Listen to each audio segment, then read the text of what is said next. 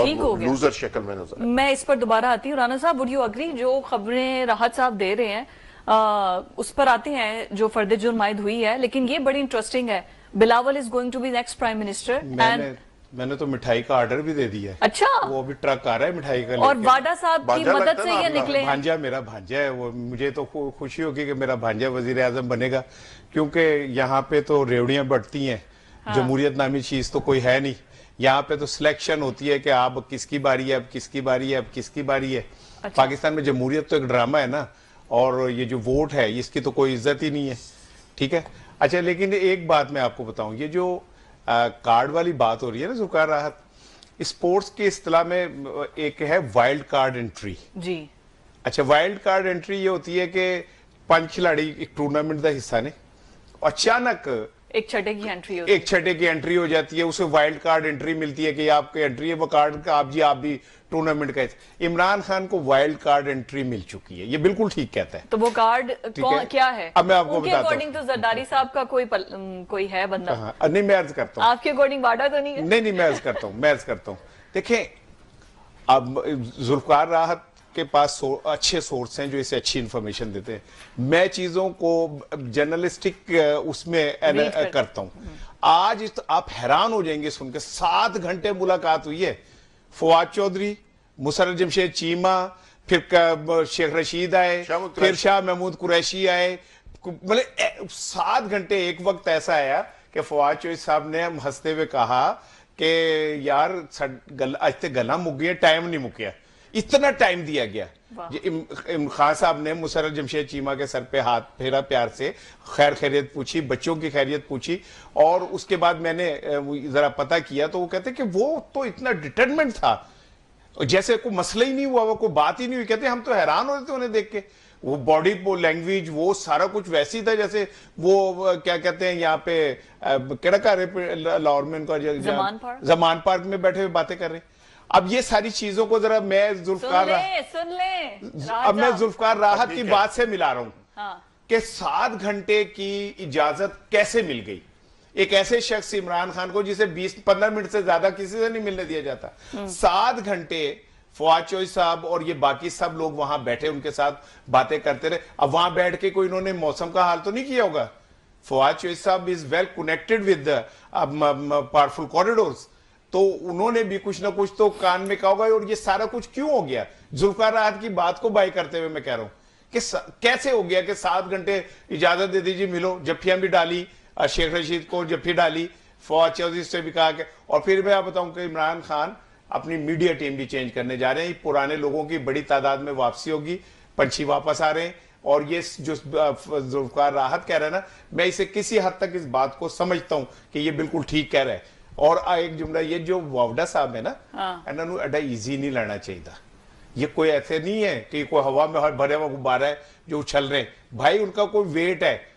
और ये जो लोग हैं ना, ये वावडा को सही तरह गेज नहीं कर पा रहे कि वो क्या बोल रहे हैं और कहां से बोल रहे हैं। ये तो बात कल तो आप कह रहे थे कि उनकी बड़ी बातें गलत भी साबित हुई हैं। नहीं, वो ठीक है। आज आप कह रहे हैं कि उनका बड़ा वेट है। मैं जुल्फिकार राहत के खिलाफ कितना बोलता हूँ, अगर आज इसने सही बात की तो मैं कह रहा हूँ ठीक कह रही है। अच्छा, ठीक है ना, जो बात तो अगर कोई सही कहेगा तो मैं कह दूंगा सही कह रहे। ठीक हो गया। अब ये हुआ ये कि जुल्फिकार राहत साहब जो आप बात कह रहे हैं ना, वो कहते हैं ना हमारी बिल्ली हमें वाव वाव, ठीक है, मियाऊ मियाऊ। अच्छा सॉरी हमारी बिल्ली हमें मियाऊ, मैं मिक्स करे, आई एम सॉरी। जी। तो भाई आप इस तरह नहीं हो सकता कि आप कार्रवाई आप डालें और इदारों के ऊपर डाल दें। इदारे अड्डे काके मुन्ने नहीं गए। उन्होंने अगर आपको गोद में लेके तेरी मैं गावा जुगनी अल्लाह बिस्मिल्लाह मेरी जुगनी गाते हैं, तो इसका मतलब ये नहीं है कि आप बहुते फ्री हो जाएं, आप कार्रवाई डालें और कहें जी ये तो ऐसे हो गया। नहीं है ऐसा। आज भी आप अगर फॉर्मेशन कमांडर्स की कॉन्फ्रेंस सुने, उसमें आर्मी चीफ साहब का एक जुमला जो मैंने बड़े गौर से सुना, वो कहते हैं कि फौज सियासी वाबस्तगियों से बालातर होकर अवाम के साथ खड़ी होती है। अच्छा, ठीक है ना, तो बात तो क्लियर हो रही है, चीजें तो क्लियर हो रही है। देखिए मेरा टॉप लेवल पे मेरी राज साहब एक सवाल लीजिएगा। मैं अगर आपकी सारी बातें मैं सच मानूं तो फिर इतनी मुलाकातें और ट्रम्प कार्ड भी है उनके पास, और 9 मई में 60 लोगों पर मुकदमा भी हो गया, ये क्या लॉजिक? देखें, ये तो फिर कुछ फेस सेविंग होती है, कुछ चीजें साथ साथ चल रही होती हैं। आज ही फर्द जुर्म भी आयद हुई और राना साहब 7 घंटे की मुलाकात भी बता रहे हैं। तो जब 9 से 4 बजे आपको कई सालों की, महीनों की तकलीफ जो होती है ना, वो इस तरह के रिलीफ के बाद महसूस नहीं होती। आज जब मुसर्रत जमशेद चीमा मिली होंगी और लीडर ने उनके सर पे हाथ रखा, तो उनकी वो सारी थकन, उन्होंने एक स्टेटमेंट भी जारी की, एक ट्वीट भी शायद किया कि वो सारी थकन उनकी खत्म हो गई और सारी मुसीबतें वो भूल गई कि मेरे लीडर ने आज मुझे एक्नॉलेज किया। तो इस तरह कहते हैं ना कि सालों की जो तकलीफें होती हैं वो थोड़ी सी खुशी से वो चीजें खत्म भी हो जाती हैं। तो मेरा ख्याल है कि अब मरहम रखने का वक्त आ गया और टॉप लेवल पे ये रियलाइजेशन हो गई है कि कुछ वो बैगेज और कुछ बोझ उठा के चला जा रहा है। तो रियासत की स्पीड जो है ना वो बोझ इतना ज्यादा हो गया है कि वो स्पीड जरा स्लो है। लेकिन क्या वो कहते हैं अगर तेज करनी है तो बोझ लाना पड़ेगा। बाप है सदर, बेटा बन गया प्राइम मिनिस्टर। मैं इसकी तरफ आना चाहूँ। एक तो टॉप लेवल पे रियलाइजेशन है, वोडा साहब जिसकी तरफ बात कर रहे हैं कि जो मौजूदा हुकूमत के अंदर लोग हैं, इनकी वजह से बहुत सारी रियासत और रियासती इदारों को गालियां पड़ रही हैं। तो ये तनासब जो है ना वो हो गया ज्यादा। मसलन एक इदारे का कसूर भी ना हो तो गालियां भी किसी और की वजह से आपको पड़ रही हो, तो रियलाइजेशन तो होनी चाहिए, सोचना तो चाहिए।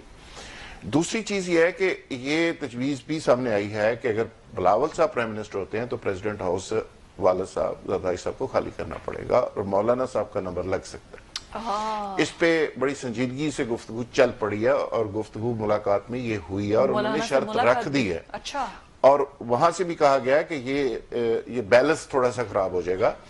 और ये भी मैं आपको बता दूं कि ये भी कहा गया कि फेडरल में अगर मौजूदा हुकूमत नून लीग की नहीं होती, बिलावल साहब आ जाते हैं, तो फिर पंजाब गवर्नमेंट जो है इसको आपको कंटिन्यू करना पड़ेगा। और ये ख्वाहिश का इजहार किया जा रहा है कि इसको कम से कम 2 साल पूरे करवा दें। मतलब मरियम कॉम्प्रोमाइज नहीं होगी? मरियम का मामला मेरी इतला ये है कि वो चलता रहेगा। अच्छा। और फेडरल में चेंज आएगी और वहां पे बिलावल साहब आएंगे। और अगली जो इंपॉर्टेंट चीज है जी, जिसको आप बानी पीटीए का कार्ड कह लें या सिस्टम को शायद उनकी कुछ जरूरत कह लें या रियलाइजेशन कह लें, वो ये है कि बिलावल साहब चाह रहे हैं या उसके जो हमदर्द हैं, जो वेलविशर हैं, फैसल वोडा साहब और मोहसिन नकवी साहब और इस तरह, वो नहीं चाहते। वो चाहते हैं कि पीटीआई की तरफ थोड़ा सा बिलावल साहब की एक्सेप्टेंस तब बनेगी यूथ के अंदर, लोगों के अंदर, कि अगर पीटीआई के साथ मुखालफत जो है उसमें थोड़ी सी कमी आए। तो पीपल्स पार्टी के अंदर से को हाथ बढ़ाया जा रहा है और वहां से को रास्ता तलाश करने की कोशिश की जा रही है कि जो अडयाला तक जाता है और अडयाला से निकल के वो रास्ता कहीं और जाएगा। ठीक। और ये पीपल्स पार्टी इसका सबब बनेगी और ये वो कार्ड है जिसकी बात हो रही है। राहत, जिस तरह राहत साहब गुफ्तगू कर रहे हैं, आपको क्या लगता है राना साहब कि बिलावल की एक्सेप्टेबिलिटी क्या आएगी यूथ में या बाकी सिस्टम में? और जिस तरीके से अगर मान भी लिया जाए फिलहाल पीपल्स पार्टी कैबिनेट में मौजूद नहीं है, तो क्या नून लीग भी कैबिनेट में नहीं होगी? मतलब ये सब हाइपोथेटिकली हम बात कर रहे हैं। जो दिल विल लेने का ढब जानते हैं वो तरकीब वरकीब सब जानते हैं। अच्छा। सबको, उन्हें जिन्होंने ये सब कुछ करना है ना, उन्हें पता है कि काबीना में कौन आ जाएगा, कौन नहीं हो सकता। अगला वजीर दाखिला वावडा साहब खुद हो जाए, कोई पता तो नहीं है किसी बात का। और मोहसिन नकवी साहब जो है पीसीबी तक रहे, उन्हें को और जिम्मेदारी दे दी जाए। वैसे तो वो थक गए, इतनी मेहनत की है उन्होंने, बड़ी मुश्किल से क्रिकेट का बेड़ा गर्क किया उन्होंने। तो मैं ये समझता हूँ कि हो सकता है वो थक गए, उन्हें आराम करने का भी वैसे तो पंजाब में वापस आना चाह रहे हैं। और एक और सुन ले मेरी बात जी। एक बात तो खैर अब साबित हो गई ना, क्या? मुखालफिन ने भी मान ली कि इमरान खान 2 साल चट्टान की तरह खड़ा रहा, ना झुका ना बिका, ठीक है, ना उसने माफी मांगी, ना किसी मुल्क को बीच में डाला। अच्छा। ना किसी से रिक्वेस्ट की। और एक वक्त ऐसा आया कि ये बात माननी पड़ी कि इमरान खान को ना तो आप माइनस कर सकते हैं, हाँ। इमरान खान को ना आप साइडलाइन कर सकते हैं और ना इमरान खान को तोड़ सकते हैं। आपने हर मेरा एक सवाल ले ले, तो जो ये कहता था कि मैं इन चोरों के साथ हाथ नहीं मिलाऊंगा, तो आज क्या पीपल्स पार्टी के साथ हाथ मिलाने को वो तैयार है? ये तो ये कह रहे हैं ना, अभी मिलाया थोड़ी है। नहीं तैयार इस तरह नहीं होगा। पॉलिटिकली रास्ते जब निकाले जाते हैं ना, हाँ, और वो इस तरह नहीं मेरे ख्याल में होगा। अच्छा, क्या आपको क्या लगता है राणा साहब? बात ये कि मैं आपको एक बात बताऊं, चाहे कुछ हो जाए, दुनिया इधर की उधर हो जाए, इमरान खान हाथ नहीं मिलाएगा, इमरान खान नहीं साथ बैठेगा। आप कुछ भी कर ले, अगर आप ये कहना कि जी हम आपको बाहर निकाल देते हैं, आप बिलावल से हाथ मिला लें, वो तब भी बाहर नहीं आएगा। एक बात आप जहन में रखें कि इमरान खान कर क्या रहा है। क्या? इमरान खान आने वाली सदियों के अंदर जीना चाह रहा है। इस सदी में तो जी लिया जितना जीना था और बड़े हीरोइक जीता है, अब वो अगली सदियों में जीना चाहता है। इमरान खान को एक जिसे कहते हैं ना बहादुर करैक्टर के तौर पे कई सदियों में तक जो है ना निसाबों में पढ़ाया जाएगा। ये बात मेरी याद रखिएगा, ठीक है। वो छोटा सौदा नहीं करेगा, वो छोटे सौदे से नहीं बिकेगा। और निसाब लिखने वाले फिर इसको हीरो बनाएंगे तो बन जाएगा। वो निसाब दो होते हैं, एक होता है जो अब लिख रहे होते हैं, ठीक है ना, जो हम लिख रहे होते हैं डर से, खौफ से, मुफादात के लिए। एक निसाब हिस्ट्री लिखती है जब वो बिल्कुल आजाद हो जाती है। अच्छा, ठीक है। आप बच्चों को पढ़ाते रहे कि वो टोपियां सीखे, औरंगजेब साहब जो थे वो रहते थे, लेकिन फिर तारीख ये भी बताती है कि नहीं भाई, उन्होंने अपने चारों भाइयों की भी गर्दनें उड़वा दी थी, बाप को भी अंधा करके जेल में फेंक दिया था। फिर तारीख सच भी बोलती है, ठीक है। सो इमरान खान, मेरा कहना यह है कि इमरान खान और कोई रास्ता ले ना ले, लेकिन वो हाथ नहीं मिलाएगा पूरा किसी के नाम साथ बोला करे, खाली औरंगजेब बोल के स्टोरी बता दी है। मुझे जाना है ब्रेक पर।